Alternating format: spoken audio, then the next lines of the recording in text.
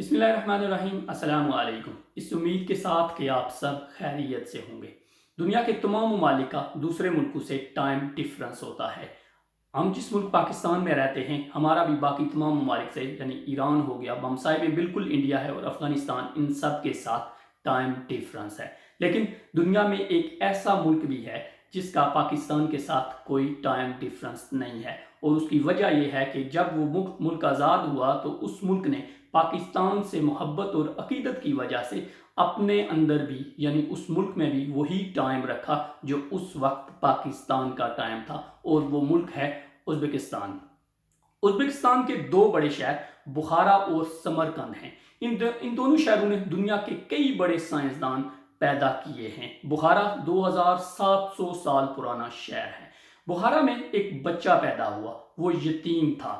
اس بچے کو کچھ عرصے بعد معلوم ہوا کہ اسے الجبرا سے بڑا لگاؤ ہے، اور اس طلب میں وہ در بدر بھٹکنے لگا۔ وہ ایک سبزی والے سے الجبرا سیکھنے لگا، لیکن کچھ ہی عرصے بعد اسے محسوس ہوا کہ جتنا اس کے پاس علم تھا وہ سیکھ چکا ہے، اب اسے مزید علم سیکھنے کے لیے آگے جانا پڑے گا۔ اور اس سبزی والے نے اسے بتایا کہ اس پورے شہر میں ایک ہی لائبریری یا کتب خانہ ہے۔ یاد رکھیے، ان دنوں میں لائبریری یا کتب خانہ یا جو علم ہوا کرتا تھا وہ صرف امراء اور وزراء کے بچے ہی حاصل کیا کرتے تھے، کیونکہ علم یا تعلیم ایک لگژری ہوا کرتی تھی۔ وہ بچے کے مالی حالات اتنے اچھے نہیں تھے، اس لیے وہ جو بچہ ہے اس کی اس لائبریری تک رسائی ممکن نہ تھی۔ اتنے میں اسے معلوم ہوا کہ یہ جو شہر کا حکمران ہے یہ بڑی آنت کے کسی عارضے میں مبتلا ہے، اور اس نے یہ اعلان کر رکھا ہے کہ اگر کوئی شخص اس کی بڑی آنت کا علاج کر دے تو وہ اس کی ہر خواہش پوری کر دے گا۔ یہ خبر اس کے کانوں تک پہنچنی تھی کہ وہ نکل پڑا، مختلف حکیموں کے ساتھ کام کرنے لگا، ڈاکٹروں اور طبیبوں کے ساتھ وقت گزارنے لگا، اور کئی سال ان کے ساتھ رہنے کے بعد وہ اس نتیجے پر پہنچا کہ اس نے جڑی بوٹیوں کے مرکب سے کوئی ایسا فارمولہ تیار کر لیا ہے کہ وہ حکمران کی بڑی آنت کا آپریشن کر کے اسے صحیح کر سکے۔ وہ اس بادشاہ یا جو حکمران تھا اس کے دربار میں پیش ہوا اور اسے کہا کہ میں نے ایک ایسا فارمولہ تیار کیا ہے کہ اگر آپ وہ استعمال کریں تو آپ بالکل ٹھیک ہو جائیں گے۔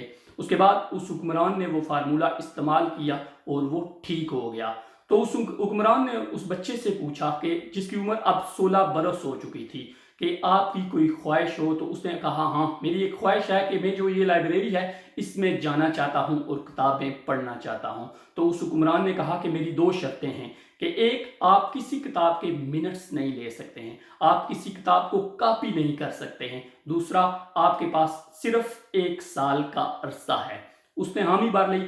پھر اس کے بعد 1 سال وہ بچہ بالکل لگاتار اس لائبریری میں رہا، صرف وہ واش روم کے لیے اور کھانے پینے کے لیے اس سے باہر آتا تھا۔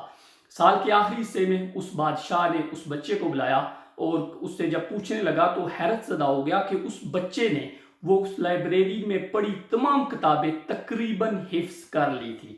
وہ بادشاہ اس کی مزید کچھ ہیلپ کرتا تو کرتا، اسی دوران اس کا انتقال ہو گیا اور اس کا ایک نالائق بیٹا اس کا جانشین بنا، اور فوراً ہی اس نے اس بچے کو لائبریری سے نکلنے کا حکم دے دیا۔ وہ بچہ اس دوران لائبریری سے نکل گیا۔